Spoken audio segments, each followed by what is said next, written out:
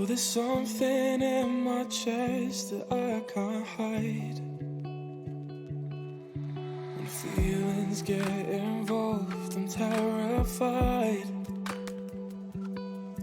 'Cause I've been here before and said goodbye. Oh,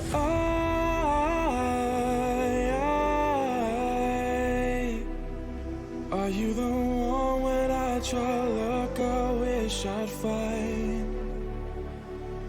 Oh,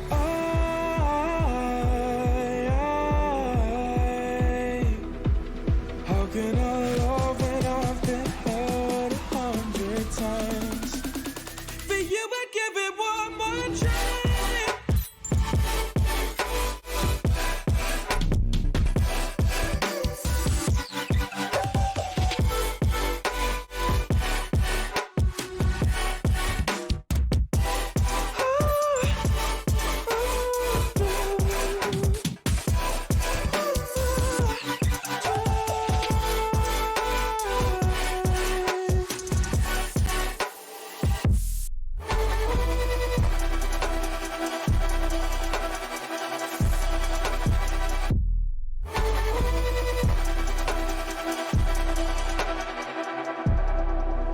Turn away and wrestle with my doubts. Oh, I leave them all behind, but don't know how. Bury my head deep within the crowd, but I'm reaching for your hand to pull me out. Oh,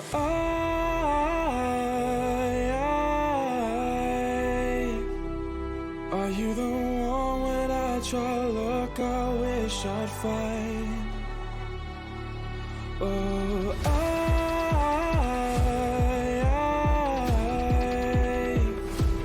how can I love when I've been hurt 100 times?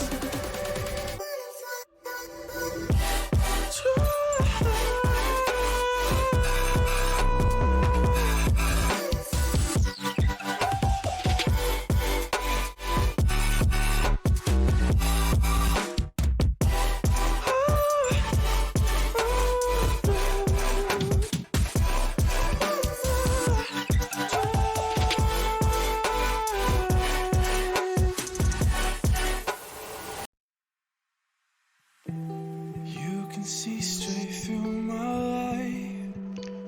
Okay, good evening, everybody. Where are my captions? Oh, I need to start them. Then they work. Okay. All right. It is time for Chapter 5 of the Time Travel Handbook. Edited by David Hatcher Childress. So I don't know who actually wrote all of this. It doesn't actually list authors per chapter or anything like that, so I don't know. Anyway, so last time we read about the Philadelphia experiment. What was it? It was really just the story of it, a history. That was it. There was the history of it. This time, chapter 5 is the Philadelphia experiment, the technology. So this should be interesting. So jump right on into it. It starts off with two quotes again. Well, that's it, I guess. I'm out of time. Al Bielek at the Global Sciences Conference, Daytona Beach, Florida, March 1999. And then the other quote is, how can time travelers run out of time? Hatcher's Paradox, number 4. Okay. As noted in the last chapter, the public revelations of those purported to have taken part in the Philadelphia experiment have drawn a lot of comment and further investigation. In this chapter, we will reprint some of this discussion relating to the actual technology claimed to have been used in the proceedings. Al Bielek on the zero time reference generator and time locks. The following comments by Jerry Decker on Al Bielek's claims in his January 1990 speech were posted in the MUFON Metroplex article found at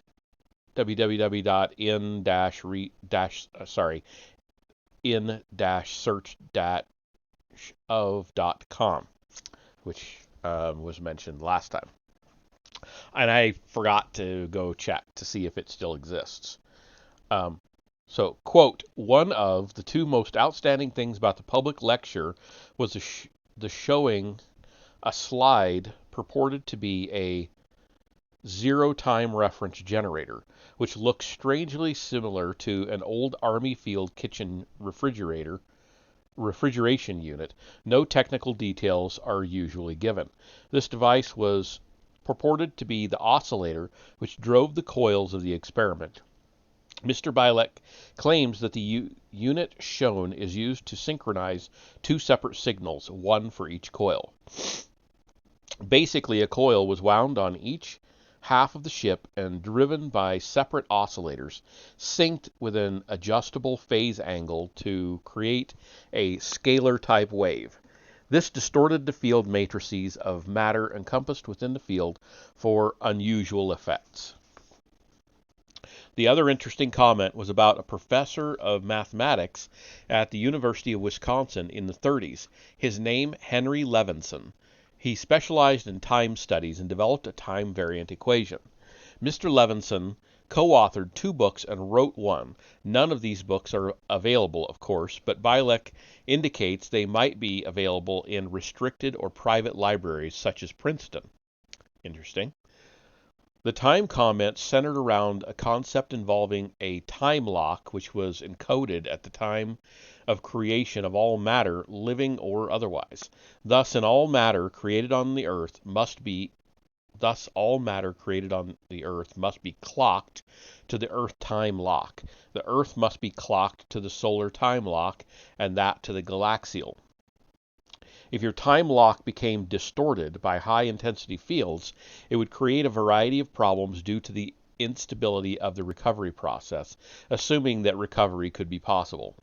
Bielek claimed that the original system was powered with a 500 kilowatt generator, later increased to a 2 megawatt. Another experiment was supposed to have been done with 3 field coils, all synced to the same clocking system. The 3-field design created major arcing and caused a return to the 2-field design. Bielek also claims that there were 3,000 tubes used in the system. The time theories espoused by Bielek seem particularly worthy of study. Much of the scalar craze indicates a technology that could duplicate or surpass the original Philadelphia experiment. Incoming ad. Oh, in 3 minutes. All right.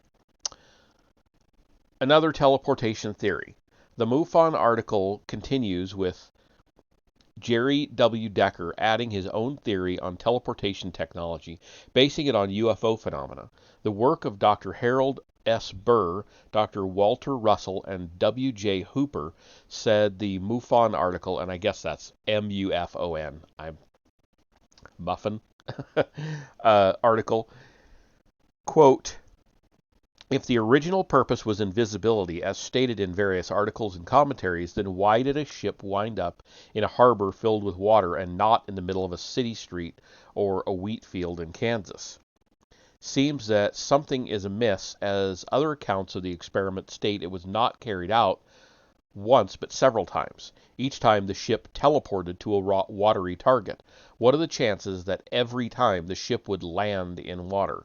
As I understand it, partially based on this quote from our file, PHILAD1.zip, the U.S. Navy, for one, seemed obsessed with the idea of the perfect camouflage, the ultimate secret weapon, invisibility. If only one of their warships could be made invisible, think of the havoc it could cause the enemy. Havoc that could conceivably bring the bitter and long-enduring war to an end. On October 28, 1943, an experiment was conducted at the Philadelphia Navy Yard. This event, appropriately enough, became known as the Philadelphia Experiment. A Navy escort destroyer named the DE-173, better known as the USS Eldridge, with hundreds of tons of electronic equipment aboard, lay in its dock. Scientists on shore started with the experiment, which involved Dr. Albert Einstein's unified field theory, a completed version appearing in the period 1925 to 27, withdrawn as incomplete, and the revised theory returned in 1940. The result of the experiment was brain-rattling.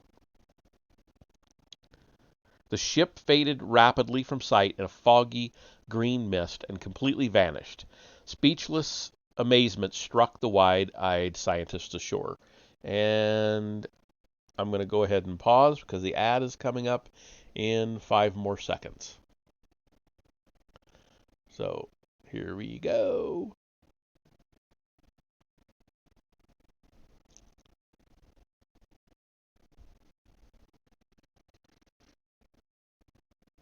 I don't know how long it's going to be.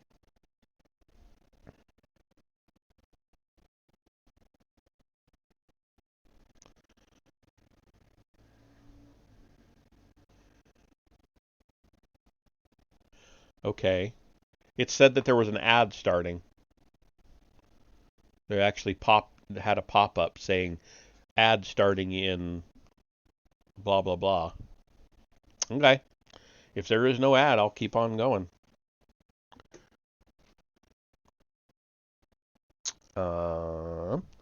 Then after a few minutes, another account makes that seconds. The ship reappeared where it had formerly been, to its Philadelphia dock, and regained its visibility. But that was not all. Something equally stunning was discovered to have happened during its vanishment.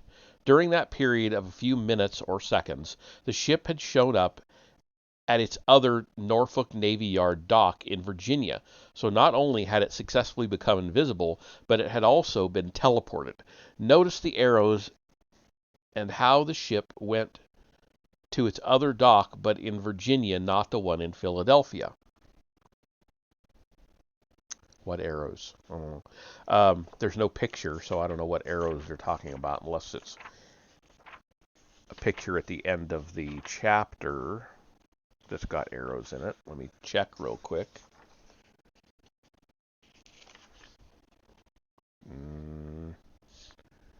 No. Oh, I see. There is an illustration that has the arrows on it. So let me go ahead and show you that illustration. It says, this illustrates how the ship, the DE-173, could have made its 200-mile jump as energy along a grid ley line. Oh, so they think it was on a ley line. Okay. So that is that illustration.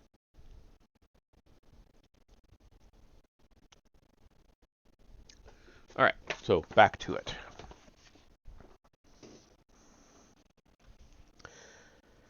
Since we live in a serial time which clocks our every action and records it on the surrounding space continuum, our presence in any space at a given time frame, I think that's a typo, is captured by local space/matter conditions, so that the moving of the Earth and our solar system in its orbit would not leave us in space were we to teleport. So we have slices of wherever we have been since our creation. We should be able to step back into any given slice, not in time, only in space. Another condition of this concept is that the present represents a suction which maintains matter as a balloon in the holographic image of a mass in a single time frame and in a specific spatial location. Remember that this is the present only. Since the Eldridge had a history of having been at its other docks sometime in the past, and probably on several occasions, then if we could distort the tempic or time field enough, we could momentarily teleport the ship not through time but through space to a place it had been before. Now, if during that act and before complete transfer was accomplished, someone cut the power, the portions of matter which had teleported would be sucked back like a vacuum to the source, i.e., the original spatial location of the present. Think of it as two balloons. A full one in Philadelphia represents the Eldridge. At the port in Virginia, an empty balloon represents the holographic image with no matter and of a spatial image sometime in the past. Of course, for each time frame past, an empty holographic image balloon lies there recording the passage through time of each object, just like a frame of a comic strip. If we slowly squeeze the full balloon representing the Eldridge at the Philadelphia port in the original or present location, a connection tube to the Virginia port allows the passage of matter into the empty Eldridge. We get to a point where the source is 1/4 empty and the target is 3/4 full. If at this point someone releases the pressure, what happens? The teleported matter will surge back into the original spatial location, which exerts a vacuum to keep its balloon full. Of course, since the transfer is complete, or once the transfer is complete, the suction then takes place from the target spatial location. Since the pressure, high-intensity pulsing magnetic waves was released before the transfer was complete, the resulting surges created massive distortions in all mass encompassed by the field. Living organisms record field effects in their tissues. Therefore, all tissue formations which took place during the surge recorded the surges to haunt the victims. This apparently distorts the bioplasmic field, also to cause major physical problems. Keeley net on the zero-time reference generator and nuclear magnetic resonance. Several good discussions of the Philadelphia experiment technology were posted on the Keeley net website, www.keelynet, that's KEELYNET.com. The first we will reprint is the following, written by Ken Anderson, an electronics technician. And so this will be a quote of the article, I guess. Now for a couple of comments on Al Baalbek. I wrote to him in the fall of 1991, told him I'd been to Montauk Point, New York, and basically asked him to either tantalize me with some further specific technical details or to point me towards some solid references on the subject. I figured, hey, if he was there and wants us to believe his incredible story, he'll be willing to answer a few technical questions. He never wrote back. I tried to track him down over the phone, but was told by the Phoenix operator that his number is unlisted. In July of 1991, Al Bielek gave a lecture at Rosemont College, Pennsylvania, which I attended. He told his PE Phoenix story, Philadelphia experiment, Phoenix story, in substantially the same form as it was told on the now famous videotape, The Truth Behind the Philadelphia Experiment. What was new was that he had a book co-authored with Brad Steiger called The Philadelphia Experiment and Other UFO Conspiracies. If you think the video causes brain damage, you should read the book. Anyway, as usual, it mainly told his story and other UFO anecdotes, but did not delve deeply into the physics or technology end of the Philadelphia experiment. Bielek did say, however, that he was working on a new book that would tell all from a technical standpoint, probably to be released in early 1992. Well, it's August 1992 at this writing. Has anyone seen or heard of this new book?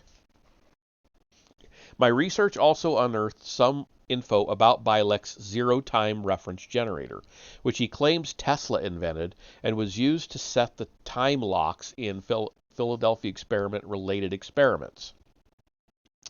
Jerry Decker seems to imply that Bielek may have been hoodwinking his lecture audience when he showed a slide of this device, which Jerry remarks looks strangely similar to an old Army field kitchen refrigeration unit. No technical details were given or offered. Well, maybe I can offer some. A glance through my old Radio Shack 1975-76 Dictionary of Electronics shows me that there is indeed such a thing as a zero-time reference. Page 667 says, in a radar, this is a quote within the quote, in a radar, the time reference of the schedule of events during one cycle of operation, end quote. In a digital or microprocessor circuit, we could call it a clock. Everything that goes on in the system is synced to that reference clock, just what one might expect if they were indeed fooling around with time using radar-related equipment. Bielek made one other cryptic remark that bothered me for a long time. He remarked on the ET monitor program about a PI over two series of frequencies being windows, evidently interdimensional windows. He never elaborated because it was the end of the program at that point. What was he referring to? Well, imagine my surprise when I ran across his terminology in the library one day while I was looking up info on nuclear magnetic resonance. It seems that pi/2 refers to a certain pulse width with respect to a reference pulse in one cycle of the NMR machine's field configuration. Also, Bielek refers to T1 as being our normal time, while T2 seems to be the time you're traveling to in a time travel experiment. Well, T1 and T2 also show up in the NMR literature. I'm not sure what NMR stands for. But apparently relating to the relaxation time between two events in the NMR cycle. Did I miss NMR somewhere here? Is it just not registering with me? I don't see it. It's not jumping out at me. So, all right, let's just keep on going. Read the quotes to follow for details so we have several possible scenarios here. 1. Al Bielek is a smart cookie who knows lots of technical terms gleaned from high technologies and appropriates them to his Philadelphia experiment story, assuming that nobody is going to take the time to check out his lingo at the library. 2. He isn't necessarily borrowing terms from the NMR field, but since the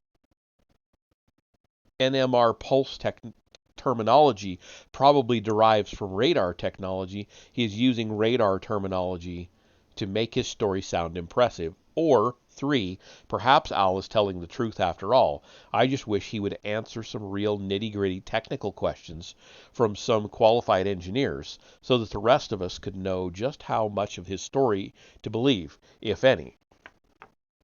Without further ado, let's look at what NMR is all about. Oh, here it is. A compilation of info from several encyclopedias of scientific terms, most notably Van Nostrand's.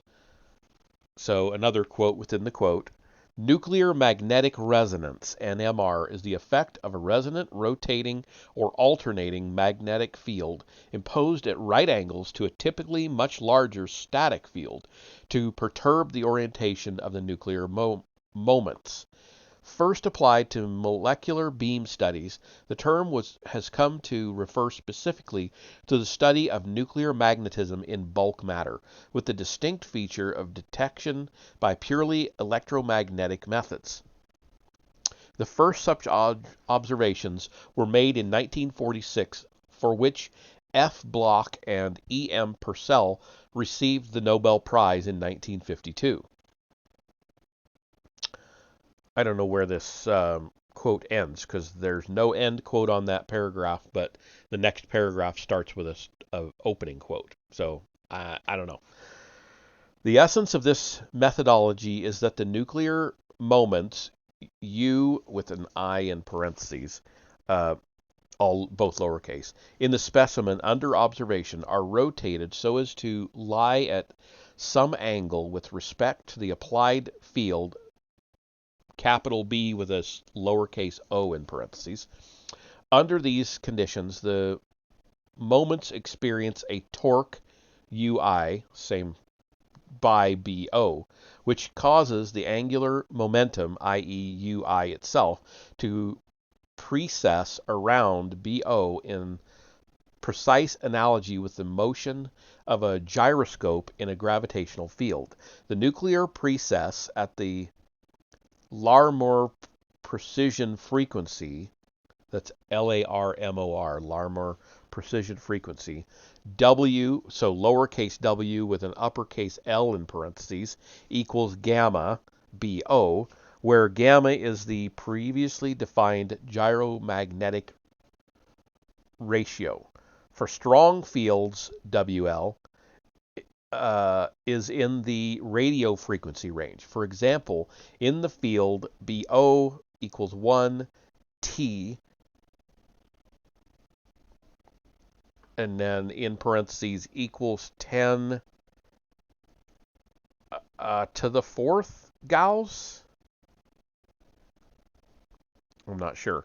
Protons process at frequency FL equals WL divided by, and then, well, there's divided by 2pi equals 42.5774 megahertz. However, established coherently precessing nuclear moments can be caused to induce a voltage at frequency FL in a surrounding coil of wire, which can then be amplified by standard radio frequency electronic techniques and recorded. Don't like reading those formulas. Okay. Many techniques have been developed for the observation of NMR signals. These are divided into two principal classes, pulsed and continuous wave, CW, methods. Note that Al Bielek says Tesla favored the old CW method in the Philadelphia experiment, while John von Neumann, his assistant, opted for the newer technology, pulsed method. In recent years, the pulsed methods have gained wider acceptance because of their greater flexibility and efficiency. In pulsed NMR, the signal following a single excitation pulse is known as a free induction decay. The excitation of free induction signals is accomplished by means of an applied rotating or alternating magnetic field of a frequency at or near the Larmor frequency of the nuclei to be studied, directed along an axis perpendicular to BO. Again, borrowing from the terminology of gyroscopic motion, the rotation of nuclei about the field B1 is generally referred to as nutation, N-U-T-A-T-I-O-N. If B1 is applied long enough to rotate the nuclear moments into a right angle with BO and then turned off, this is referred to as a P1/2 pulse. A pulse twice as long, i.e. I'm sorry, that's PI, did I say one? A PI pulse will invert the nuclei to the direction negative BO. The maximum free induction signal is achieved with a PI/2 pulse. Thus, nuclei in solids and liquids are typically very strongly decoupled from their surroundings, making them useful probes of local magnetic behavior. There are two principal types of relaxation process affecting NMR measurements. The first is longitudinal or spin lattice relaxation, which is typified by the recovery of the nuclear polarization following the application of an excitation pulse. The time constant for the polarization to approach its equilibrium value is known as T1. In such a T1 process, the nuclear spins exchange energy quanta and the lattice or environment in which they are immersed. Bielek makes some reference to cross-coupling of the lattices in his story. Depending on these circumstances, values of T1 range from the sub-microsecond scale up to times of hours and beyond. Transverse relaxation is the term used to describe the decay in time of a free induction signal following pulsed excitation. It is characterized by time constant T asterisk 2. And then there's a quote within this. So the echo decay time constant is usually termed T2, end quote. Von Nostran's Scientific Encyclopedia, R.E. Walstead. Two-dimensional NMR. This method is a simple extension of the Fourier transform scheme to include a sequence of two pi/2 pulses separated by a variable time lowercase t1. Time lowercase t1. The evaluation time is varied from 0 up to values slightly greater than the free induction lifetime. After the second pulse, the signal is recorded over a time interval lowercase t2 with a similar range as lowercase t1.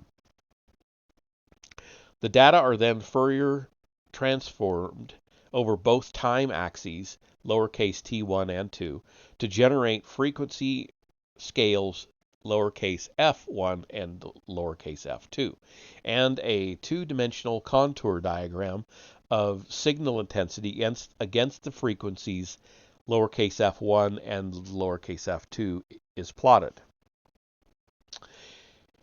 In application of NMR technique, which has enormous potential for the fields of biology and medicine, is that of NMR imaging of specimens having spatial structure. The method has been developed to the point where cross-sectional images of the human body can be generated in just a few minutes with enough resolution to be of diagnostic value in medicine. Is that an MRI? A three-dimensional object to be imaged is placed in a magnetic field with a field gradient along one axis, e.g. the z-axis. A pulsed radio frequency magnetic field is then applied, exciting the nuclear spins in a planar cross-section of small but finite thickness, oriented perpendicular to the z-axis. This is the first pulse of the two-phase sequence described above. During time lowercase t1, a field gradient is switched on along the x-axis and across the second pulse. This gradient is switched to lie along the y-axis. Barring excessive intrinsic structure in the spectrum of the species excited, the effects of these gradients will be to encode the spatial variation of the NMR intensity into a spectrum of resonance frequencies along one planar axis and then the other. On performing the Fourier transforms, this encoding will then result in a two-dimensional image of the spatially distributed NMR intensities.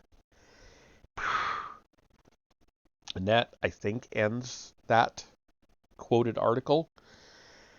As to the field strength of the main magnet, we read, and here's another big long quote, MRI equipment consists of a huge superconducting electromagnetic that is cooled by liquid helium. It is constructed as a large tube with an inside diameter of about 1 meter to admit the patient. The electromagnet of a typical MRI system weighs more than 20 tons and is capable of producing a uniform magnetic field of 1.5 Tesla within its bore. This is approximately 30,000 times the strength of the Earth's natural magnetic field. Okay, and that's end quote. The preceding was a compilation of info from several encyclopedias of scientific terms, most notably von Nostran's. One interesting side note. On the one hand, we are not taught in school that there is any real danger of being exposed to strong magnetism, except for the current controversy over 60 Hz electromagnetism from power lines, etc.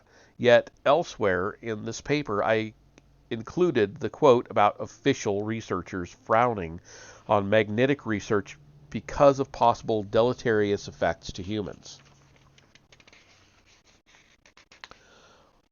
Well, there is a quote from an article on MRI that appeared in Machine Design magazine, November 8th, 1990.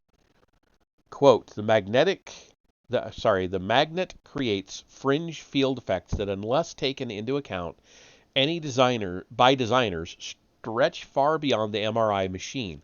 Although there is no conclusive evidence of harmful effects of magnetic fields, the FDA, feeling it is better to err on the side of caution, has set up guidelines with no uninformed or unaware person that no uninformed or unaware person should be permitted to walk through magnetic field strengths greater than 5G. The Earth's field equals about 0.6 Gauss. Okay. Large areas and parking lots surrounding early mobile units had to be roped off to prevent people from straying into the fringe field. Excuse me.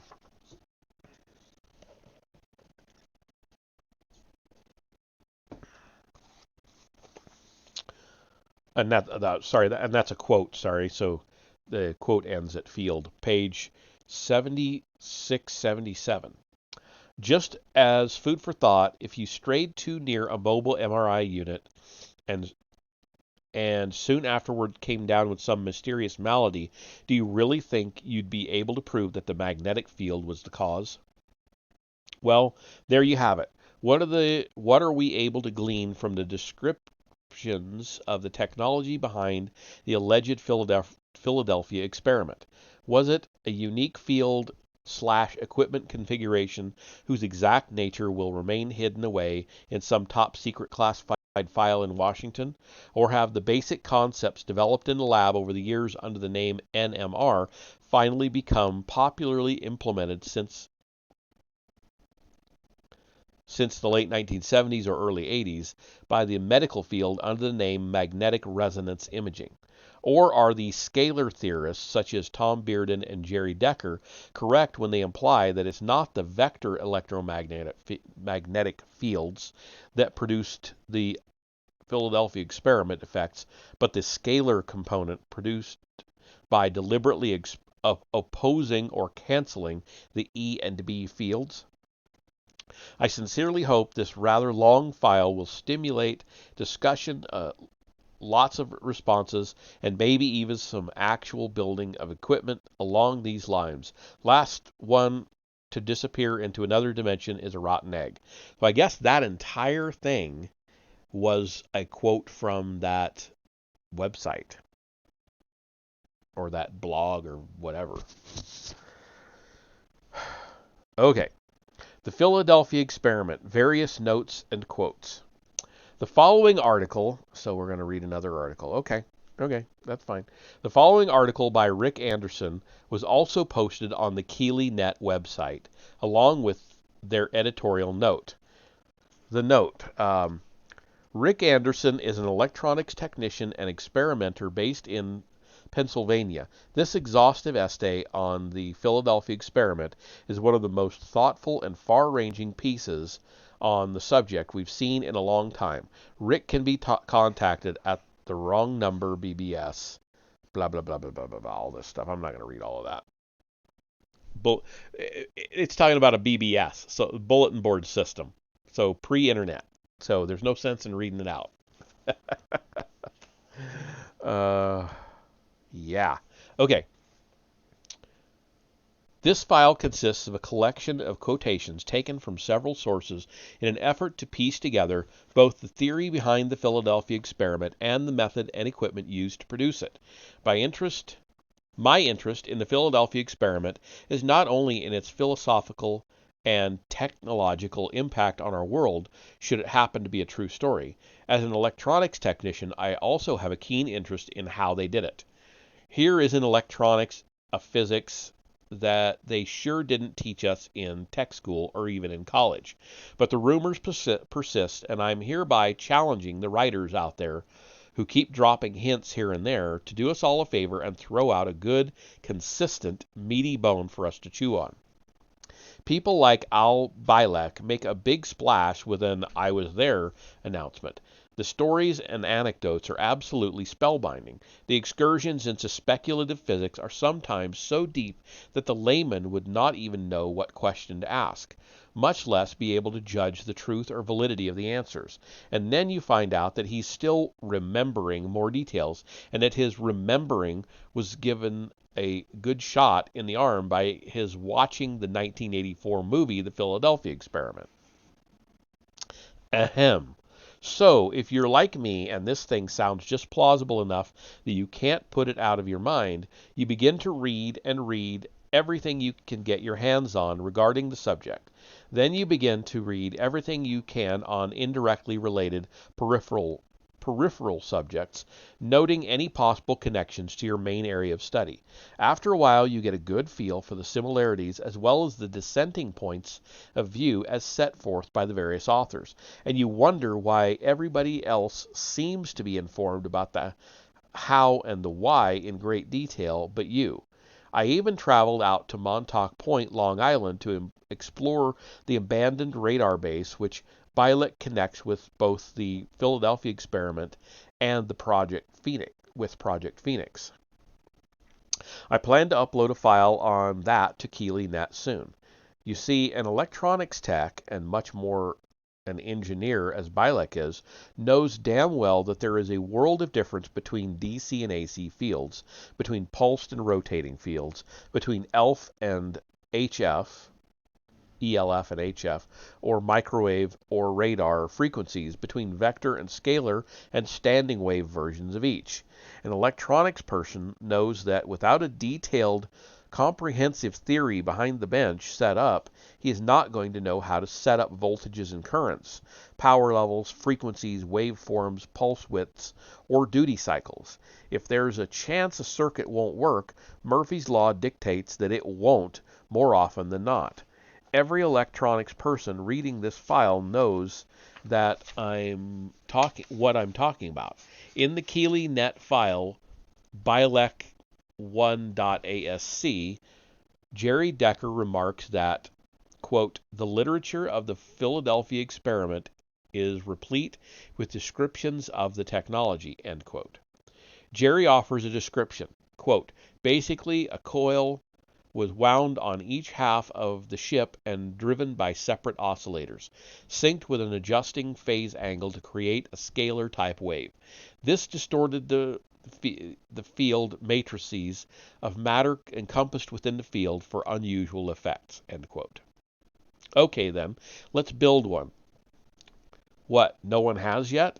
This is the impression I got when I put in some telephone time searching for further info on the resonant gravity coil, whose construction plans can be found in the file gravity3.asc. The author of the file calls himself Shadowhawk. Anyone want to tell me how I can get in touch with Shadowhawk so I can ask him a question or two before I invest in 7,500 feet of number 16 magnet wire? That's 1.42 miles of wire. What I'm saying is, let's not get so mesmerized by the theories and literary masterpieces and snake oil salesmen floating around out there that our interest in 22nd century science becomes solely an armchair pursuit, or worse yet, a quasi-religion. Now that my gripe has been unloaded, I'm ready to hazard a guess or two here in the hopes that somebody out there who knows something will be stimulated enough to write a file in response to this one, or adding to it. My speculation is this. There is a connection between the supposed technology of the Philadelphia Experiment and that modern medical imaging technique called nuclear magnetic resonance. The similarities between the descriptions of the two become more obvious when you go to the library and look up the subject of NMR or MRI, magnetic resonance imaging, in a science encyclopedia. The description of the technique and theory behind it are similar. The history of the development of NMR overlaps the Philadelphia Experiment, Both are products of the 1940s, and in certain respects the technology for both may well be an outgrowth of the development of radar, which also took place during the same period and which employs pulsed fields. In the pages that follow, I have assembled several quotes purporting to describe the Philadelphia experiment, either with regard to its technology or some anecdote which might shed some light on the story. Some of the quotes are not directly related to the Philadelphia experiment, but seem to be related in concept. The occasional references to cyclones and cyclotrons tie in with rotating and/or vortex fields. Several quotes from one book are usually grouped together, separated from other groups by dashed lines. Although this file is a bit lengthy, I hope it serves to stimulate renewed attention to the exact technological methods used in the PE. Even a small-scale duplication of the effect by an experimenter would tend to take the story out of the realm of myth and establish its reality. Alfred Bielek claims to have been one of the two Navy seamen who threw the switches in the control room of the ship to power the equipment.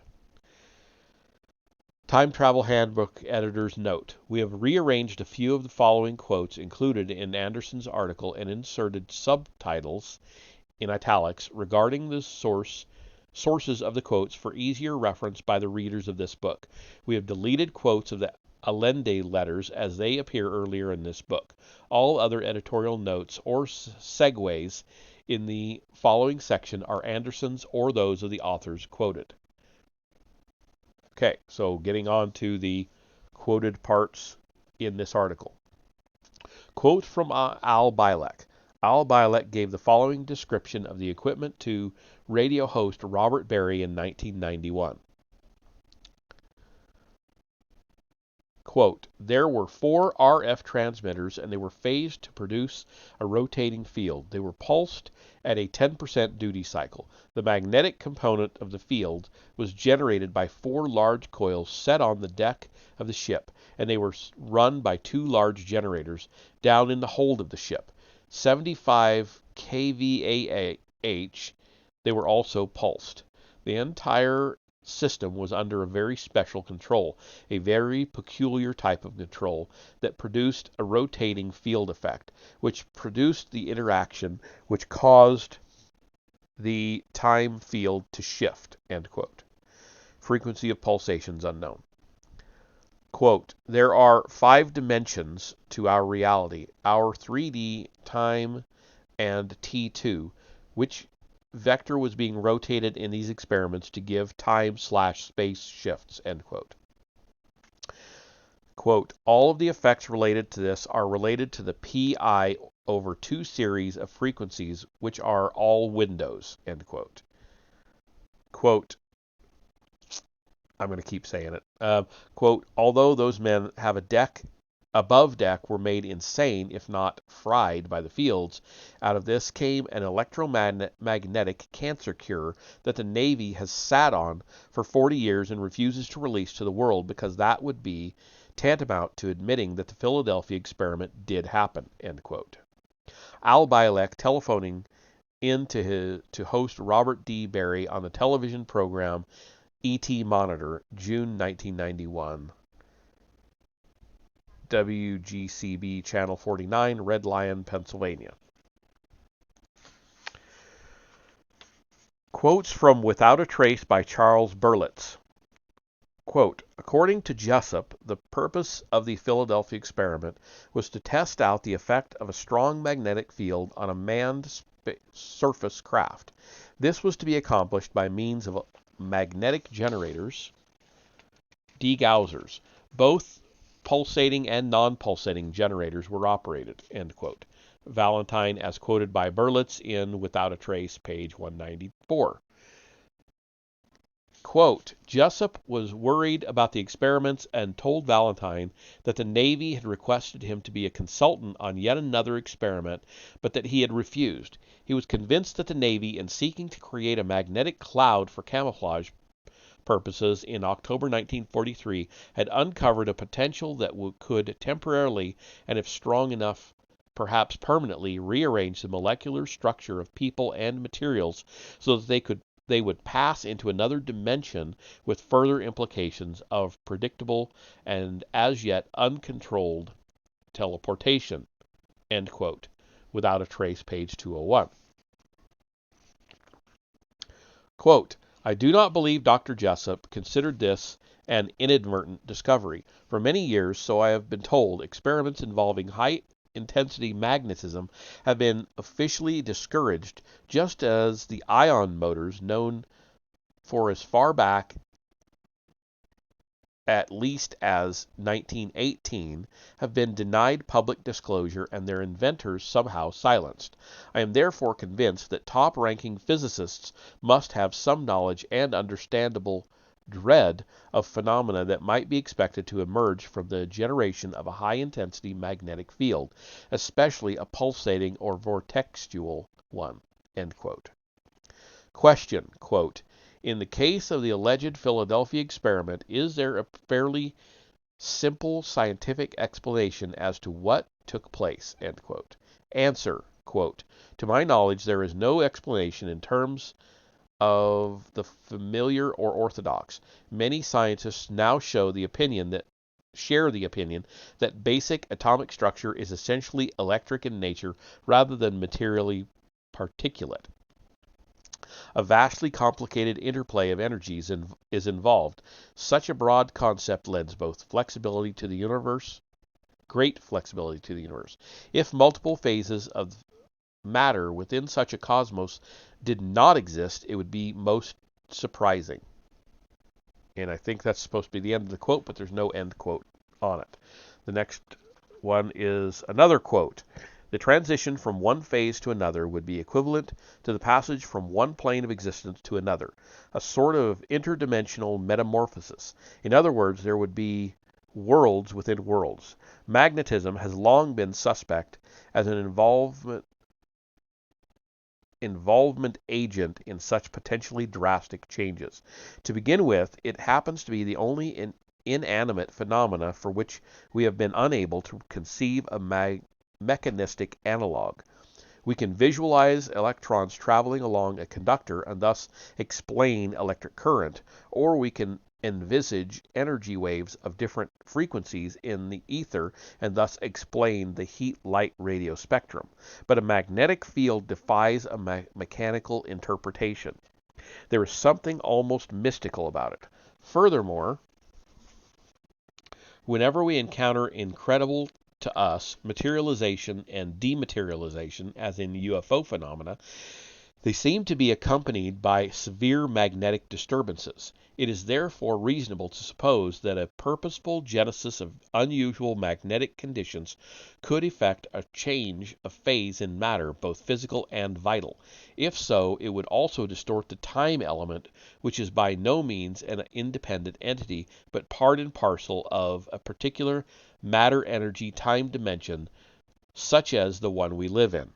End quote. And that is the end of that quoted article, Valentine to Berlitz Without a Trace, pages 204, 205. Continuing on with this quoting, quote after quote after quote. Quotes from the Philadelphia experiment by Charles Berlitz and William Moore. No wonder he said he edited this book. He did hardly any writing. Yeesh. Okay.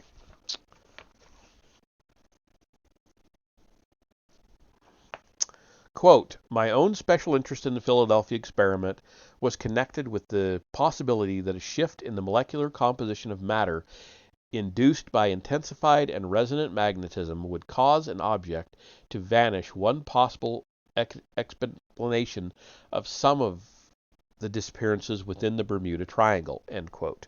Charles Berlitz, The Philadelphia Experiment, page 14.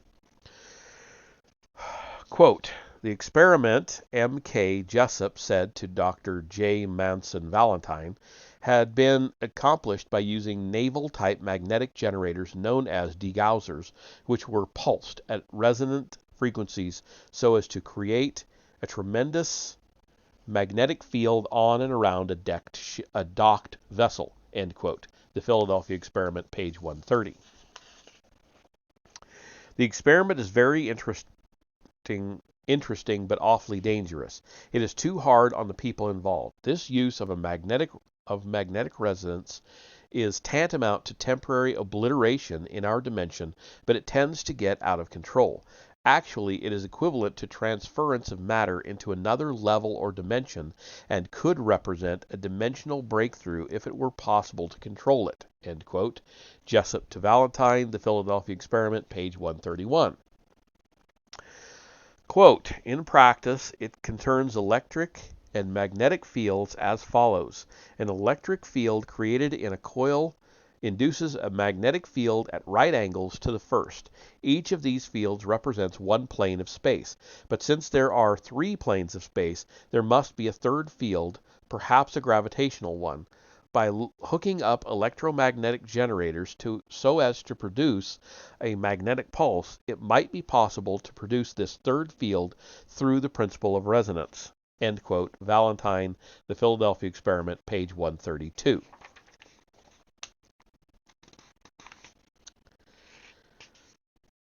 Quote, the thrust of Einstein's attempt to produce unified field theory was a string of 16 incredibly complex quantities represented by an advanced type of mathematical shorthand known as tensor equations, 10 combinations of which represented gravitation and the remaining 6 electromagnetism.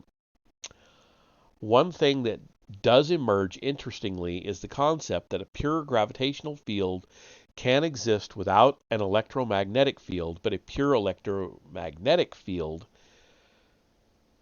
cannot exist without an accompanying gravitational field. End quote. The Philadelphia Experiment, page 150.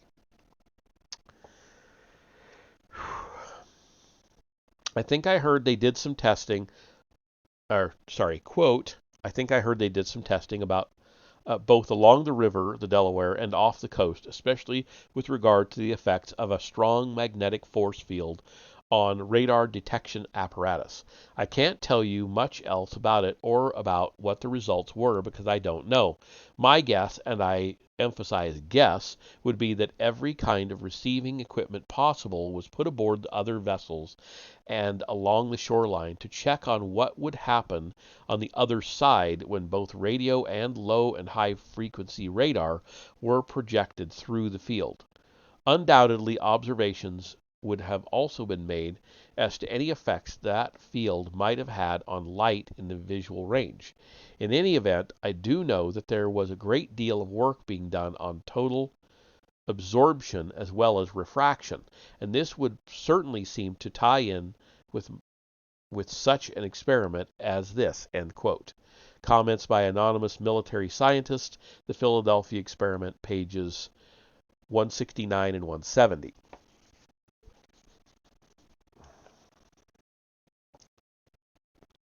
The idea of producing quote again, the idea of producing the necessary electromagnetic field for experimental purposes by means of the principle of resonance was initially suggested by physicist Kent.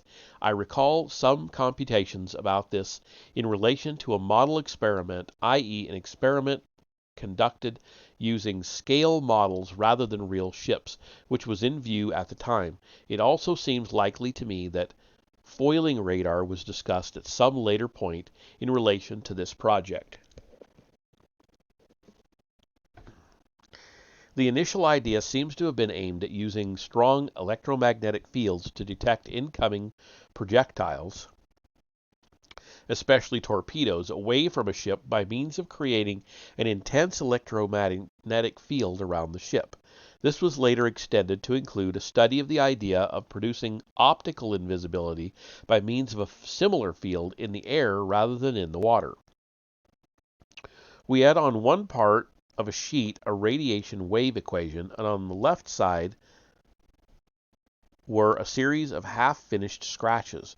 With these, he pushed over a rather detailed report on a naval degaussing on naval degaussing equipment and poked fingers at it here and there while I marked with pencil where he pointed.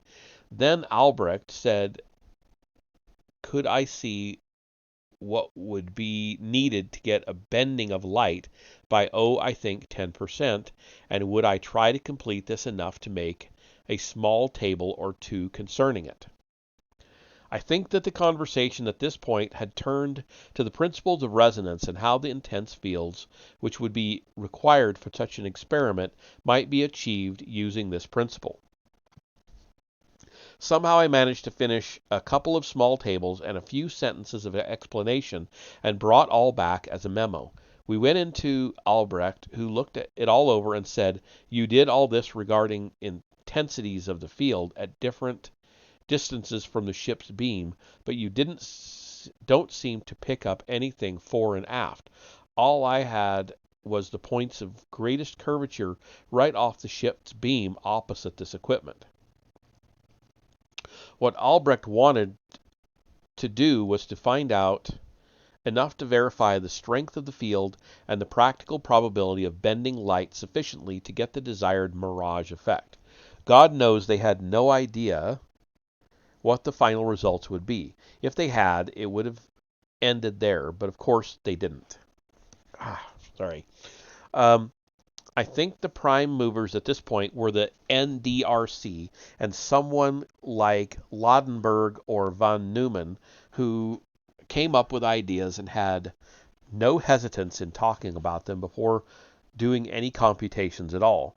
They talked with Einstein about this, and Einstein considered it and took it far enough to figure out the order of magnitude he would need on intensity, and then spoke to von Neumann about what would be the best outfit to look into as a practical possibility. That's how we got involved in it. Move here. I can also remember a point a little later when I suggested in a meeting of some sort that an easier way to make a ship vanish was a light air blanket. I wondered why such a fairly complicated theoretical affair was under consideration. Albrecht took off his glasses at that point and commented that the trouble with having me at a conference was that I was good at getting them off the topic.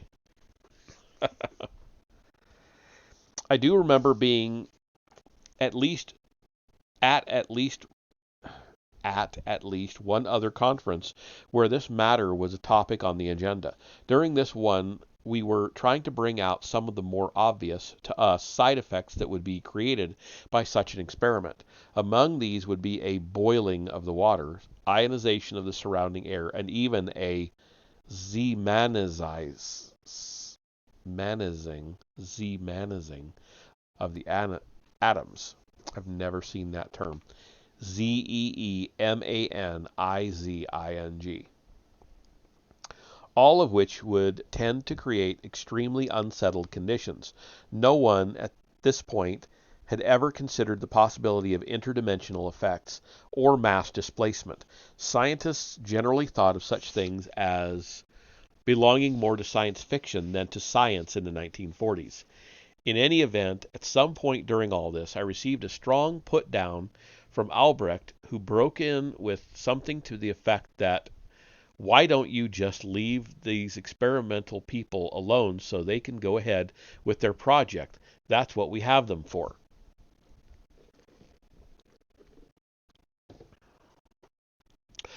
One of the problems involved was that the ionization created by the field tended to cause an uneven refraction of the light.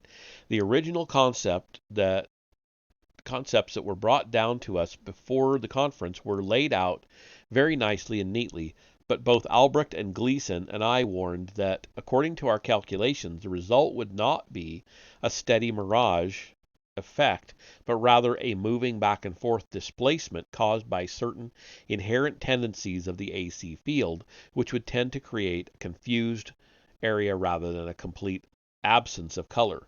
Confused may well have been an understatement, but it seemed appropriate at the time. Immediately out beyond this confused area ought to be a shimmering, and far outside ought to be a static field. At any rate, our warning on this, which ultimately went to NDRC, was that all this ought to be taken into account and the whole thing looked at with some care. We also felt that with proper effort, some of these problems could be overcome, and that a resonant frequency could probably be found that would possibly control the visual apparent internal oscillations so that the shimmering would be at a much slower rate. I don't know how far those who were working on this aspect of the problem ever got with it. Another thing I recall strongly is that for a few weeks after the meeting in Albert's office, we kept getting requests for tables having to do with resonant frequencies of light in optical ranges. These were frequently without explanation attached, but it seems likely that there was some connection here. Comments by the anonymous elderly, end quote. Comments by the anonymous elderly scientist to more in the chapter The Unexpected Key, The Philadelphia Experiment, page 173 through 205.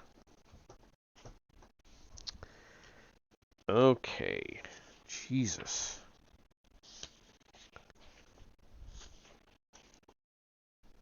I don't know about you, but this chapter seems to be dragging. All these quotes really slows me down. Sorry. Another testimonial, this time by an ex-military guard. Quote, I was a guard for classified audiovisual material, and in late 1945 I was in a position while on duty in Washington to see part of a film viewed by a lot of Navy brass pertaining to an experiment done at sea. I remember one part of the film, as my security duties did not permit me to sit and look at it like the others. I didn't know what was going on in the film since it was without commentary. I do remember that it concerned 3 ships. When they rolled the film, it showed 2 other ships feeding some sort of energy into the central ship. I thought it was sound waves, but I didn't know since I naturally wasn't in on the briefing. After a time, the central ship, a destroyer, disappeared slowly into a transparent fog until all that could be seen was an imprint of that ship in the water. Then, when the field, or whatever it was turned off, the ship reappeared slowly out of thin fog. Apparently, that was the end of the film, and I overheard some of the men in the room discussing it. Some thought that the field had been left on too long, and that had caused the problems that some of the crew members were having. Reported, end quote. Reported to Moore by Patrick Macy, as told to him by a workmate named Jim in the summer of 1977. The Philadelphia Experiment, pages 240 and 241.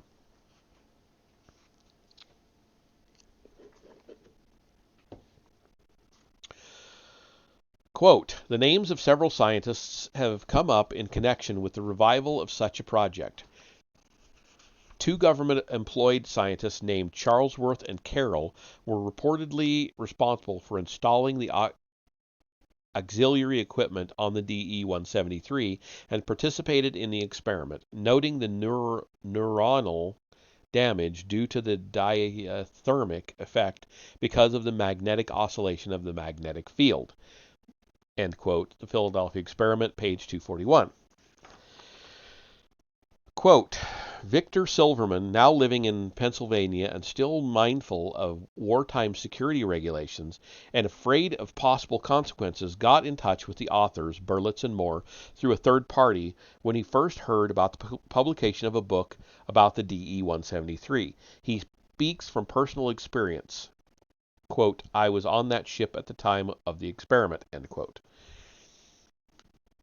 At the outbreak of World War II, Silverman enlisted in the Navy. He, along with about 40 others, was destined to become part of the special secret naval experimental project involving a destroyer escort vessel and a process which he could identify as degaussing, only as degaussing.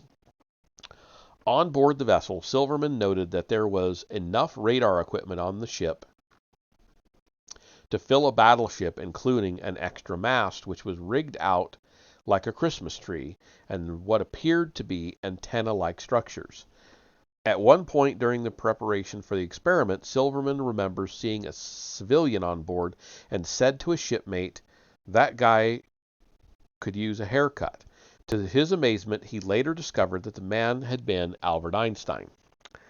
Silverman was given the rating of engineer first class, and according to his account, was one of 3 seamen who knew where the switches were that started the operation. He also related that a special series of electrical cables had been laid from a nearby powerhouse to the ship. When the order was given and the switches thrown, the resulting whine was almost unbearable. End quote. The Philadelphia Experiment, pages 247, 248.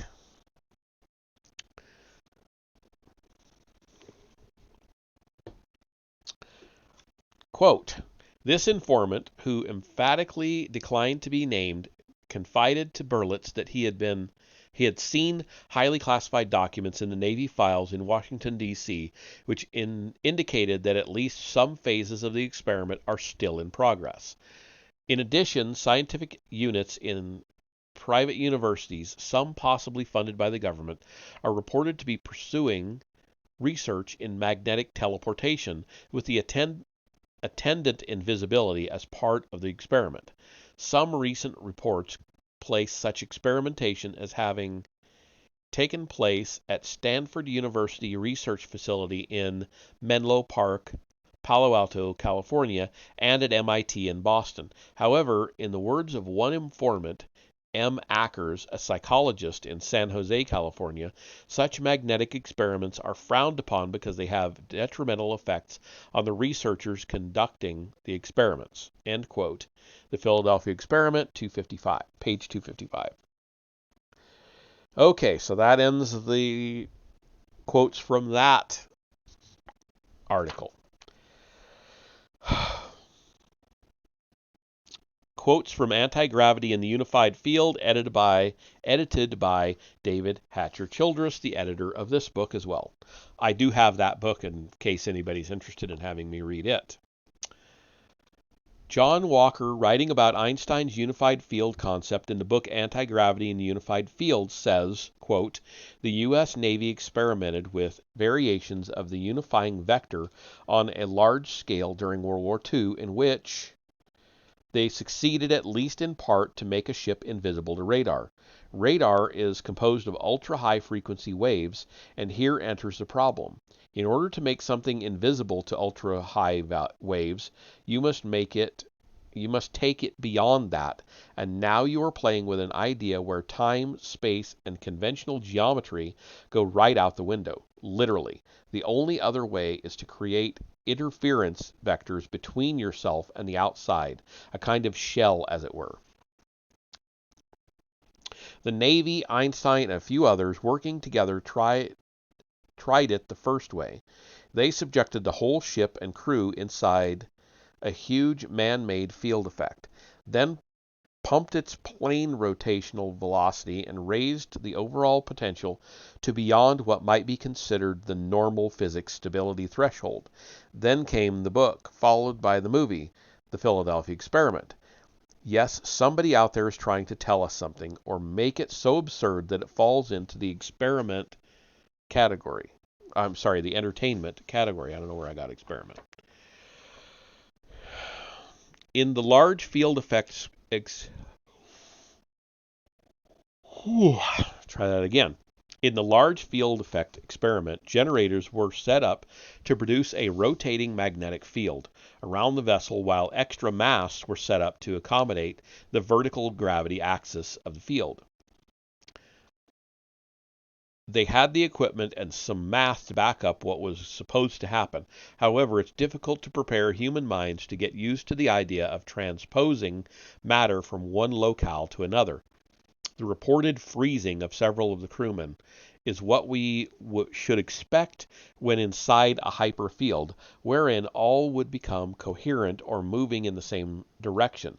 You would no longer be a man energy unit aboard a vessel energy unit upon the sea, but rather the electric fields of both man and vessel would occupy the same space at slightly different times upon an almost perfect ground plane of water.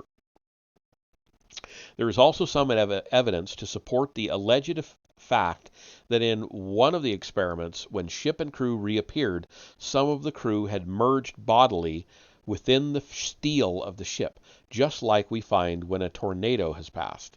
See next reference to tornadoes/cyclones. A rotary motion field is the basis for particle to wave or wave to particle experimentation, for it is the transition point for energy to go either way. Matter as a product of energy, Einstein's famous equation E equals mc squared, substance as a product of waves, precipitate, gather the waves as in a funnel. The funnel causes rotary motion. These are all like kind of disjointed sentences. Rotary motion causes a funnel. The motion creates a tight magnetic band similar to a torus around the apex of the funnel. The band itself is a spinning toroid which helps to keep what is gathered. All of this is unseen to the human eye. If precipitation continues on its course, the magnetic band becomes the horizontal equator. The vortex funnel becomes the vertical axis of the poles of gravity. A particle is born, and the principle is now a unit. Now we can see it. The spin was stabilized and slowed somewhat than at its birth. We can pump it up again faster and faster. The particle will begin to radiate. If we keep this up, the particle will decentralize, will die as waves of heat, light, and radio noise. Yes, back to waves. This leads us to believe that the particle is simply a precipitation of wave coherence, that the wave is what is left after particle decay. They are separate only in their timeline of existence. End quote. John Walker in Anti-Gravity and Unified Field, pages 59 through 62.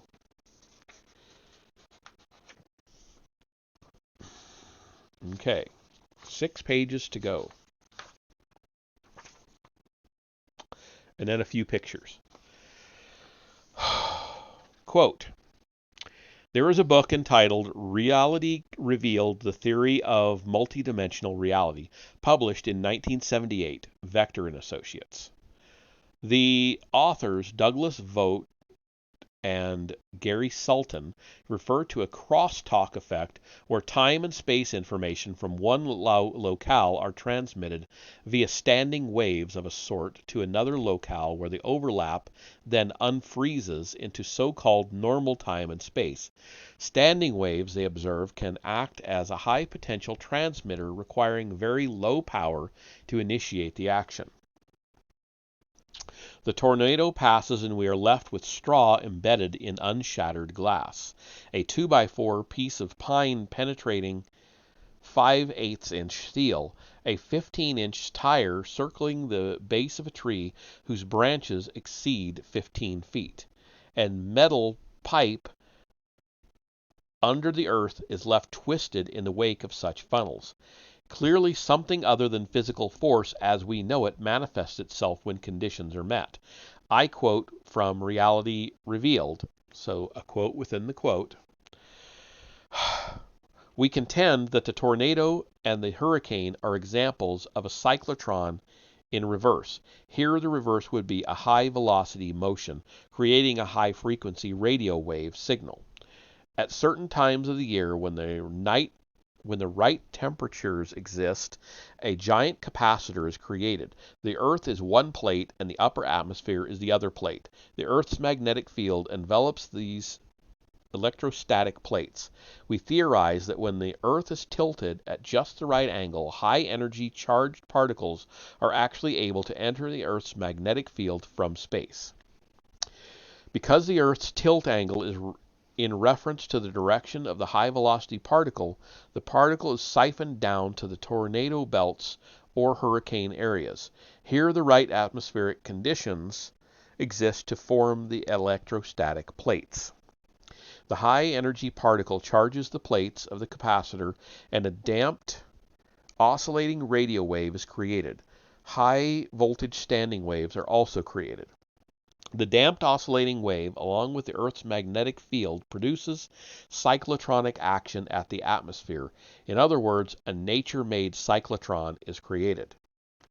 Because the high electrical potentials created and the high standing waves produced, information that makes up the straw is moved in time. A translation in time is a translation in space. A translation in time of a microsecond of information at the speed of light represents a space translation of about 985 feet. Of course, if this straw just happens to be moved to the space occupied by a window or steel I-beam, it appears as if it has been blown through these objects, but what really happened is that the straw and the I-beam occupied the same space, but at a different time when the tornado was present. When the tornado passed by, the time for the straw and the I-beam became one, unfreezes again. The same thing can happen in living things. End quote. So that's the end quote of the quote within the quote. It's confusing. Walker continues. The authors speak of the upper atmosphere and the Earth acting as a giant capacitor in much the same way Tesla referred to it. The idea is not new, but I contend that wherever there exist potential differences, there is a flow to balance that difference, and this flow expresses its swirling nature. That this expression is the unifying factor between wave and particle physics, and that duplication and application of the unity factor leads to gravity control, teleportation, transmutation of elements, and time travel, to name a few. End quote. Walker, Anti-Gravity and the Unified Field, pages 52 through 54. Okay, quoted references from a chapter of the book Tapping the Zero Point Energy by Moray B. King. So this will be a whole nother series of quotes. Anyway. Reference 43 to the chapter Cohering the Zero Point Energy in the book Tapping the Zero Point Energy by Moray B. King, page 100, W. B. Smith, The New Science, Fern Graphic Publishers, Mississauga, Ontario, 1964. This esoteric work claims that the energized caduceus coil opposing helical windings on a ferrite core creates a tempic field. This is a region where the time component of the space-time metric is altered. Such a claim might be supported if the ZPE were a hyperspatial flux or orthogonal to our three-dimensional space, and the pulsed magnetic field opposition on the ferrite lattice induced an orthorotation of this flux. End quote. Ugh. Reference 44, page 100. G. Burridge, The Smith Coil, Psychic Observer, 35.5, 410 through 16, 1979. This article explains how to wind a caduceus coil, previous reference, and reports on some observations made by investigators experimenting with the coil. Reference 45, page 100, W. L. Moore C. Berlitz, The Philadelphia Experiment, Project Invisibility, Grosset and Dunlap, New York, 1979. The authors research persistent rumors that in World War II the U.S. Navy did an experiment where, in attempting to bend light and radar waves around a ship by intense pulsed magnetic fields, they accidentally teleported the ship. If such an event did occur with technology of the 40s, it would not have been overly complicated. Curving light around an object requires curving space-time. The only energy strong enough to do this would have to come from orthorotating the ZPE flux. Creating intense pulsed opposing magnetic fields with a caduceus coil is a candidate for accomplishing this. If two such ZPE were orthorotated, it would bend space-time too much, and the object would leave our three-dimensional continuum. Okay. Reference 47, page 101. Seek, or Psyche, Seike, I don't know, the principles of ultra-relativity, G Research Laboratory, Tokyo, Japan, 1971. I'll say Psyche. Psyche proposes the existence of a physical hyperspace with an electrical energy flux that flows orthogonal to our three-dimensional space. To orthorotate this flux into our space requires a four-dimensional rotation. Psyche calculates how the three-dimensional projection of this hyper-rotation would appear in our three-space using four-dimensional Euclidean geometry. Psyche's main theme is that by actualizing the dynamics of the 3D projection with the motion of the charge, the hyperspatial form is created. Reference 48, page 101.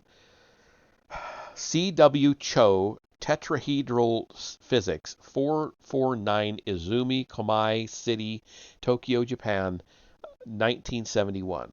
Cho describes in detail some of Psyche's previous reference hyperspatial, four-dimensional, rotating forms called the resonating electromagnetic field, RMF. The form is generated by rapidly switching electric charge in a specific way among four spheres located at the vertices of a tetrahedron. The dynamics of the switching are such that there are two modes of rotation orthogonal to each other.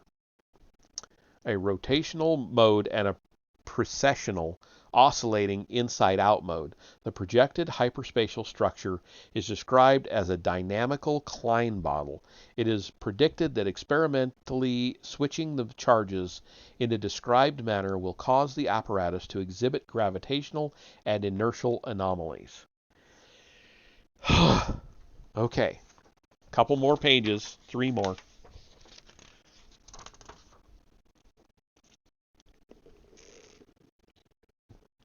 Well, 3.25. So that's the end of quotes from that article, or whatever it came from. Quotes from Ether Technology by Rho Sigma. Further info on Psyche from the book Ether Technology, a Rational Approach to Gravity Control by Rho Sigma, 1977. Note the apparent incorrect spelling of his name, Psyche, rather than Psyche, so it's S-E-I-K-I rather than S-E-I-K-E, as in M.B. King's book. Professor Shinichi Psyche, Uwajima City, Ehime Prefecture, Japan, developed a somewhat more elaborate theory of the Lorentz force, incorporating the use of the ether, starting with the so-called Kramer equation, which describes the movements of atoms at the presence of exterior electrical and magnetic fields. The basic components of the Lorentz force, Professor Psyche conceived of the possibility of creating negative gravitational energies by utilizing a suitable electromagnetic field. Currently, in a process called NMR, nuclear magnetic resonance, we only utilize the changes in spatial electron spins due to the application of magnetic fields. The substance to be examined is placed in a high-frequency field, and we observe energy absorption effects peculiar to the frequencies typical of a given molecule of matter. Psyche went one step further and introduced NER, nuclear electrical resonance, which influences both the polar and the axial spin. Polar spin, he claimed, is directly related to the gravitational field, describing a rotating electrical AC field superimposed on a DC magnetic field. He claims that an exponential increase of negative gravitational energies occurs at a certain resonance frequency. This means that energy from the Earth gravitational field enters the system of the secondary artificial field created by the anti-gravity motor. The negative G energies cause a weakening of the Earth's gravitational field, ultimately canceling it altogether. Further depolarization then causes the vehicle to be repulsed by the larger gravitational body, Earth. It seems that the reason Professor Psyche's NER effects have not yet been officially utilized is that nuclear electrical resonance can occur only at extremely high electrical voltage, simultaneously with ultra-high AC frequencies. Below this threshold, the probability of negative G energy conditions is extremely small. Above this critical frequency, also called Larmor frequency, the effect of this type of gravity engine is also dependent upon the electromagnetic polarization potential of the materials used. Professor Psyche proposes ferromagnetic substances such as ferrite and ferromagnetic materials such as barium, strontium, titanate. In his design, 3 spherical condensers are alternately charged and discharged by 3 magnetic coils. At first glance, the entire idea seems to be just another perpetuum mobile. However, the only energy transformation used is that of the gravitational energy into mechanical and electrical, and vice versa. Pages 82 and 83. Note that Tom Bearden's inventor friend, Floyd Sweet, also uses barium ferromagnetics in his vacuum triode free energy device. And now it says, end of Anderson article. I had completely forgotten we were just reading all this stuff that was part of the Anderson article. Jeez. Okay.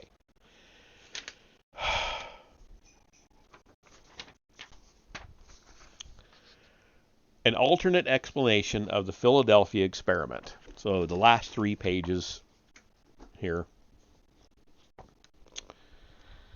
On May 15, 1992, Rick Anderson posted the following alternative explanation on the KeelyNet bulletin board. Anderson posted his explanation with free permission to use it in any publication without restriction. In the interest of time, travelers everywhere, we reprint it in its entirety. God. Okay. I'm sorry. I get annoyed by the just constant quoting of other stuff. I understand that's kind of the nature of a handbook that you're editing, but still it's a little annoying. The Philadelphia experiment fact, legend, or whatever it is, continues to haunt those of us who have been hooked by that persistent tale of electromagnetic space-time warping that may have teleported a U.S. Navy ship in 1943. I, for one, want to crack this nut wide open, and so I'm always looking for new info on this and related subjects. In the classified ads section of Popular Science, October 1991, the following ad appeared. Philadelphia experiment, ship rendered invisible 1943 through thorough technical details, U.S. $40, Alexander Strang Fraser, box 991, Canada, forever a fool for new tidbits, no matter how tiny. I sent Mr. Fraser the $40 he requested and waited for the technical secret of secrets. 2 weeks later, a small 4x6-inch package arrived. I am reporting on it here for the benefit of all you good Keely netters who have better things to do with your $40, like paying your phone bills, what with all that modern use, than wasting it on a risk when I am here to tell you what you would be getting, and all for free. Well, minus the phone bill. Why did I send $40 to Canada to someone I'd never heard of before? Because A.S. Fraser promised thorough technical details. Holy smokes, maybe this guy was on the U.S. Eldridge, or designed the electro equipment and has been hiding out in Canada all these years and is now ready to spill the beans for all of us hungry researchers. Heck, I'll risk $40 to find out. My $40 investment turned out to be a small booklet entitled Invisibility Technology, which, to quote Fraser, includes concise, specialized information that seems to be non-existent in any other publicly accessible literature. Although I was breaking out in a cold sweat. Already I was breaking out in a cold sweat. What could Fraser possibly have to reveal to us eager researchers? Fraser's booklet begins by rehashing the PE story as most of us have heard it, beginning with the Allende letters. He then presents a list of historical dates chronicling the Navy's wartime activities as a background to the PE events. Fraser relates that the Navy was looking for a way to camouflage its ship optically, which would serve to push the battleship back up to the forefront of our military arsenal. It seems that the development of aircraft and refinements of submarine technology were causing the battleship to lose some of its former importance and glory. Artificial camouflage would be a definite fix to that problem.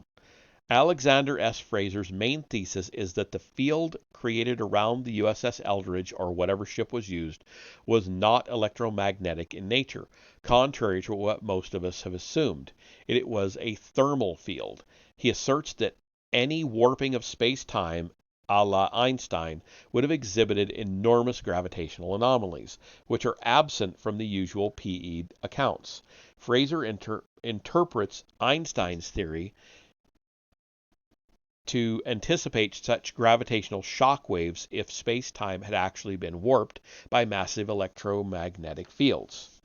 He then concludes that although invisibility is probably what the Navy was indeed trying to accomplish, the magnetic warp explanation is probably mere legend, perhaps first suggested by Carlos M. Allende's assumptions that the tests involved Einstein's unified field theories. At this point, Fraser looks at what Allende alleges to have witnessed, rather than simply speculated about Allende's remarks about a scorch field, fire, optical wavering like that seen through heated air, all components of Fraser's thermal field. Fraser speculates that the Navy was trying to induce an artificial optical mirage effect via a blanket of heated air surrounding the ship. He compares the optical wavering effect to the mirage effects one can see across a hot pavement on a summer day. Similar atmospheric effects and temperature inversions have been known to cause certain islands to vanish optically when conditions are just right. How was this air blanket heated? Fraser cites scientific literature of the time to support his hypothesis that sonic sound waves of high intensity were used to excite and heat the surrounding air molecules. Well, you certainly don't want the enemy to hear your sound source, so you must use an ultrasonic air horn or siren to be more exact. Apparently, high-power ultrasonic sirens were used in the 1940s, and it is interesting, as Fraser points out, that Carlos Allende's description of a pushing flow seems to fit the description of a sonic wind that would be experienced by someone close to a high-power ultrasonic siren. Such a strong sonic field, with its capacity to vibrate and heat matter as in the ultrasonic cleaning machines used by industry today, would have detrimental effects on any crewman nearby. Fraser even explains the mysterious green haze, similarly noted in Bermuda Triangle accounts, as being a result of exciting the surrounding seawater with powerful ultrasonics.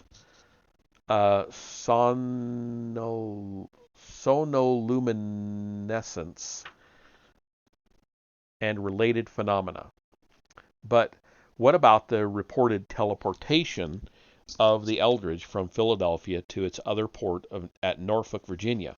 Fraser speculates that some of the crew on deck only, in parentheses, must have lost consciousness due to the powerful ultrasonic field and so lost track of time. In other words, the ship did go to Norfolk, only it sailed there. It didn't teleport. To those crewmen who were out cold through the trip, though the trip seemed instantaneous, Fraser's brief appendix does discuss more exotic possibilities such as gravity control, zero-point energy, etc., but he doesn't think that these were employed in the actual Philadelphia experiment. As he suggests, the idea that Einstein's theories were the basis for the PE may literally turn out to be a lot of hot air. Fraser's ideas do seem to fit a number of aspects of the PE story. One gets the feeling that there are some good points to ponder, but also some rather flimsy assumptions, the unconscious crew theory being one that I can't buy too easily. We should also consider the book by Berlitz and Moore, in which the anonymous elderly scientist in the chapter The Unexpected Key is quoted as saying that he, in fact, did suggest to the naval scientists that it would be easier to camouflage a ship by means of a light air blanket than by using high-power electromagnetics, but he was told curtly that the trouble with having him at meetings was that he was good at getting the others off the subject, and to let these scientific fellows get on with their work, or some similar statement. This anonymous elderly scientist had also voiced his concern over the Z-manizing of the atoms of both ship and crew when the field was turned on. The Zeeman effect is defined as a spreading out of the spectral lines of the atoms under the influence of a strong magnetic field. So this line of evidence appears to contradict Fraser's scenario, but Fraser's paper does present a balance, a counterpoint to some of the wild and unsubstantiated stuff being published about the Philadelphia experiment. So, from that standpoint, I guess my $40 wasn't totally wasted, and I just wanted to save my fellow Keeley netters from blowing their hard-earned bread on a theory. Alexander S. Fraser's ad implied that he had technological scoop. Instead, he delivers a speculative explanation for the PE. His guess is as good as the next guy's.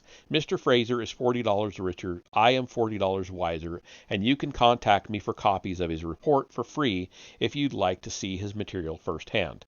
His booklet is copyrighted, but I'm not selling it, so I'm not stealing his research for resale. My $40, however, is now in his pocket, which makes his report mine, and if you request it from me, you'll at least know you're getting your money's worth. Okay, so that finally is the end of all of that stuff. And we have a few pictures. One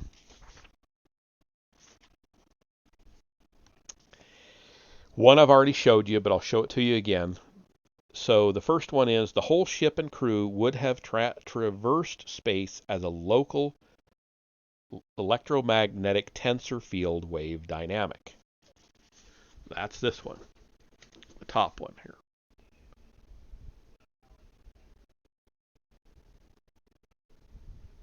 Okay, and then the second one is the one I already showed you.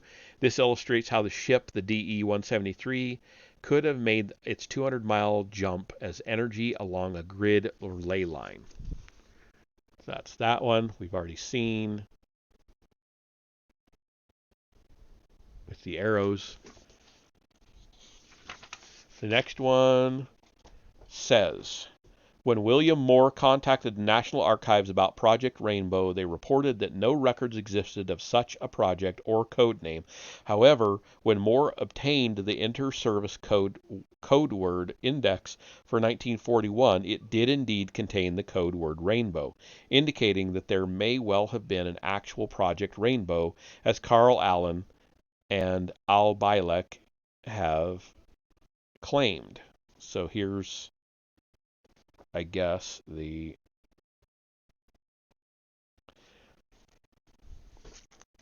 code word index the first page, and it's a whole page, so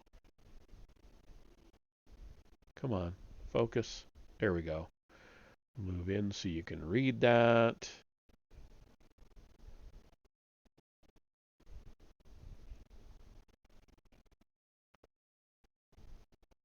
Okay, and then the second page is the actual index.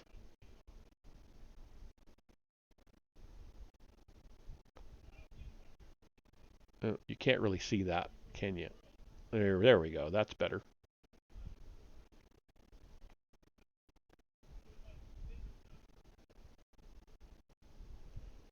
Keep losing focus and turning it.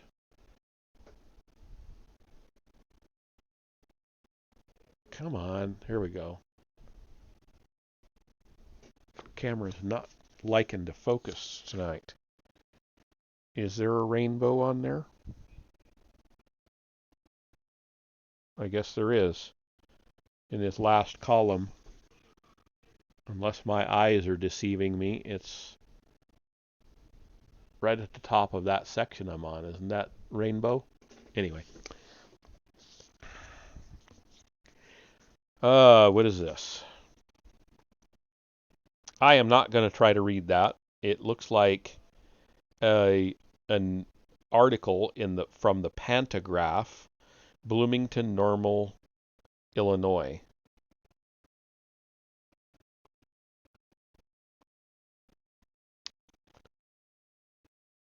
Well, maybe I should, but I'm going to have to put my spectacles on for that.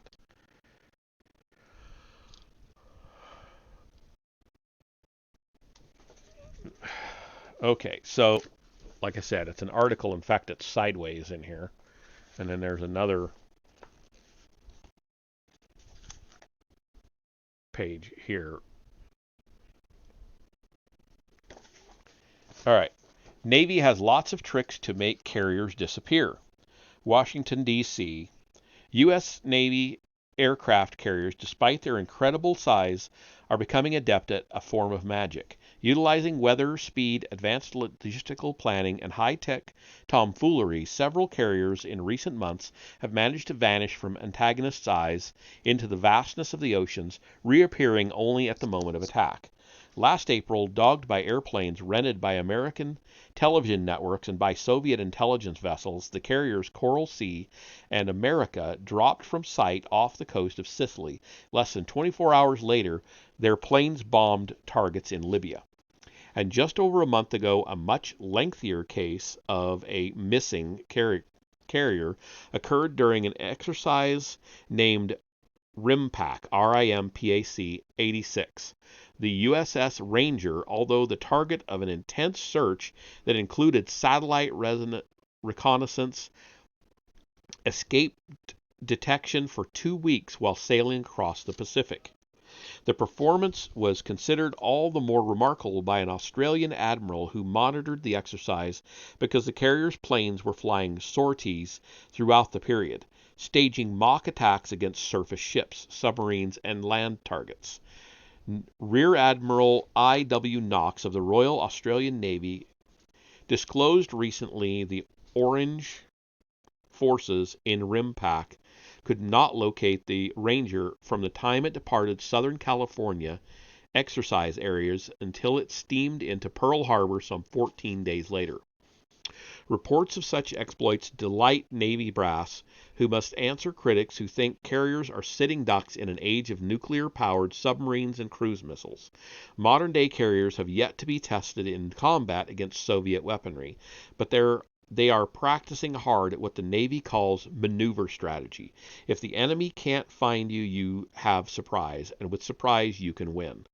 Navy spokesman declined to discuss the war-fighting tactics, citing military secrecy, but several officers interviewed recently who asked not to be identified say the idea of a stealthy carrier is not so far-fetched.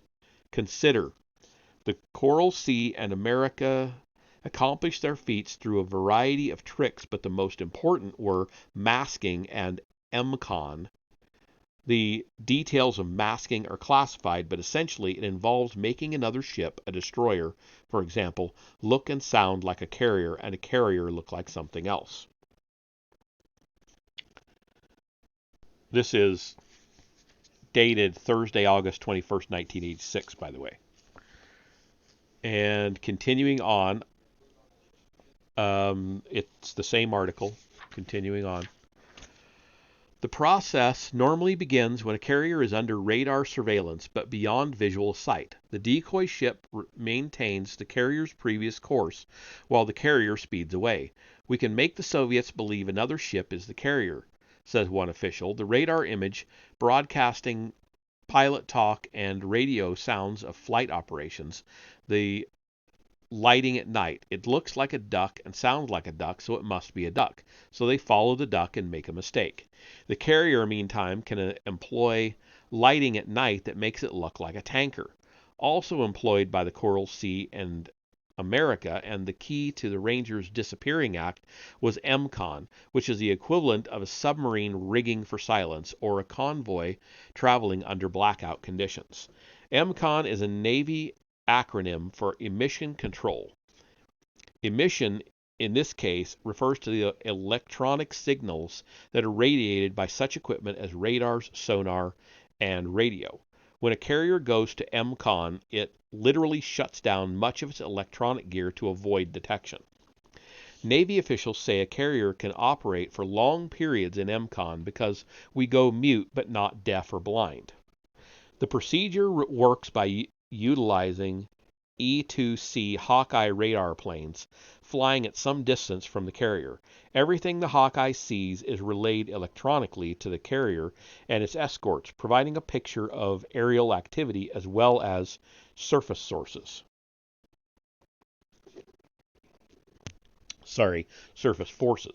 While transmitting, the Hawkeye is far from the carrier, which gets the plane's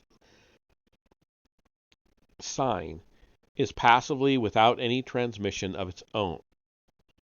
It kind of is signals passively without any transmission of its own. The Hawkeye also takes on the role of air traffic controller for the carrier's planes. Replenishment oilers, meantime, are told well in advance to make their own way to a specific position in the ocean. Again, radio silence is maintained. Aviation tactics: even if radar can't pick up a carrier sailing beyond the horizon, the ship's location can be betrayed by jet aircraft scrambling into the air. The Navy's answer is called offset vector. To be simplistic, the planes don't climb, says one officer. They catapult off and literally hit the deck. If planes are suddenly popping up 100 miles from the ship, you have no idea where they came from. Speed. Publicly, the Navy says its carriers are capable of speeds in excess of 30 knots. Privately, officers acknowledge the floating cities can approach 40 knots. We can literally outrun the Soviet Tattletales intelligence ships, says one, and in heavy weather of any kind, there's no contest. The carrier can outrun its own escorts. Weather and satellites. Anyone who's been caught in the rain after the weatherman forecasts sunny skies has his own thoughts on meteorology, but there have been solid gains made within the science in recent years.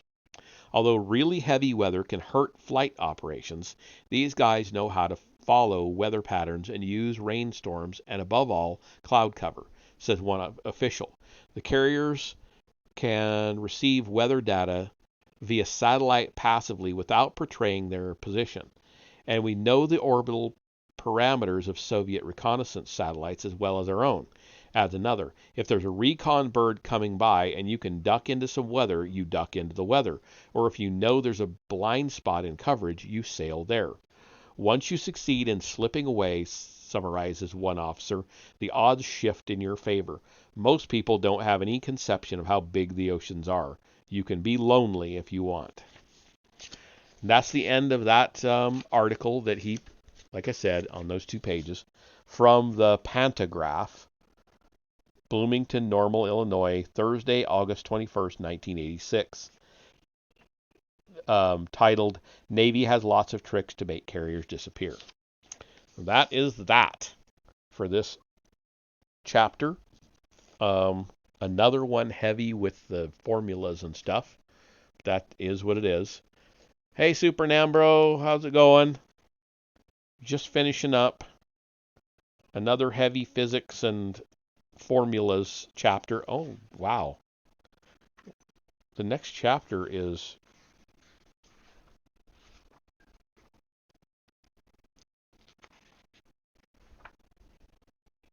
only 8 pages long.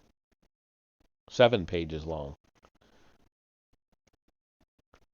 So, does that mean I'm going to have to read 2 chapters that night?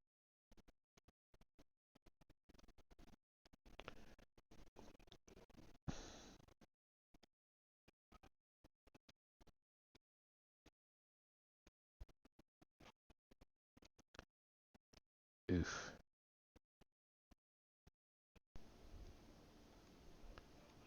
Jesus. So he made one that's super short and then another that is really, really, really long. I might not be able to finish that in one night. I'll probably do the short chapter and the first part of the second one, find a good place to finish it. Yeah, because the next chapter, it's 7 pages, and then the next one is 41 pages. Which I cannot get through 41 pages in one night, and my voice won't hold up. So anyway, we'll figure it out by Sunday when I read next. I'll kind of go through it and figure out what I'm going to do. But it looks like the next few chapters we're going to actually get into some time travel, more time travel stuff, not just the physics heavy stuff that we've been going through. Which is interesting, but I know I sound like an idiot when I'm trying to read out formulas and stuff and I don't know how to read them. So that's one of the reasons I don't like it. I don't like looking like a fool. Anyway, that is that for tonight. I'm going to see who's around to raid. We've got Old World Charm is playing Baldur's Gate 3. I hear a lot of people are just going nuts over Baldur's Gate 3. People are actually referring to them as themselves as Baldur's Gate widows, because their partners are so obsessed. So, Old World Charm is playing it. Let's just go over to Old World Charm. He has rated us many times, so I want to reciprocate. So let's head on over there. I'll see you there in a few minutes.